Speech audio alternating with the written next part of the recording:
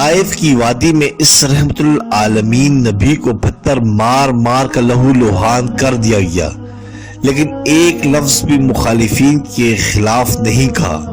سجدے کی حالت میں اونٹ کی اجری پشت پر رکھ دی گئی، کچھ نہ کہا۔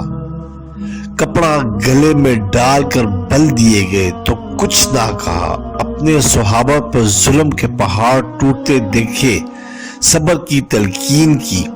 سمامہ نے مسجد نبی کے سین میں کھڑے ہو کر نازیبا کلمات کہے تو مسکرا دیے۔ عزیز چچا کہ قاتل معافی کے طلبگار ہوئے تو معاف کر دیا۔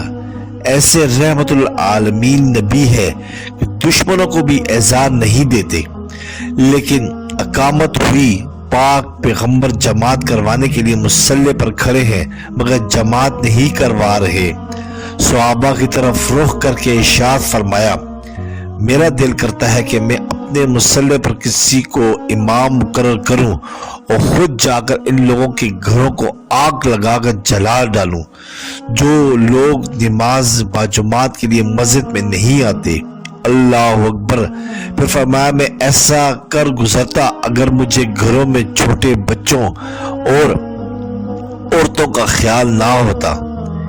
یہ ان کے لیے رسول پاک کا غضب ہے جو نماز کے لیے مسجد میں نہیں آتے اور جو نماز پڑھتے ہی نہیں، ان کے لیے کتنا غصہ ہوگا۔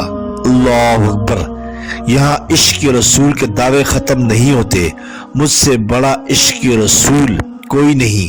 خود کو اہل حدیث، اہل سنت کہلوانے والے ہم بریلوی، دیوبندی، اہل حدیث وغیرہ سب کچھ بند کر ہی خود کو جنتی سمجھ بیٹھتے ہیں، مگر یاد رکھو صحابہ کرام کسی پر فتویٰ نہیں لگاتے تھے۔ خارجی جیسا گروہ جس کے بارے میں رسول پاک نے فرمایا خارجی جہنم کے کتے ہیں، مگر کسی صحابی نے خارجیوں پر بھی فتویٰ نہیں لگایا، کسی نے انہیں کافر نہیں کہا، مگر صحابہ کرام کا متفقہ فتویٰ ہے کہ بے نمازی کا کفر کا مرتکب ہے۔ زبانی جمع خرچ کے لیے ہمارے پاس بہت کچھ ہے، مگر یاد رکھو اگر نمازی نہیں تو نبی پاک صلی اللہ علیہ وسلم اور صحابہ کرام سے تیرا کوئی ناتا نہیں، تو بس نام کا مسلمان ہے۔ اللہ پاک ہم سب کو پکا سچا نمازی بنائے، آمین۔ سبسکرائب کرے، لائک کرے اور بیل آئیکن پہ کلک کرے تاکہ آپ کو اس طرح ہی پیاری اچھی اسلامی ویڈیو ملتی رہے۔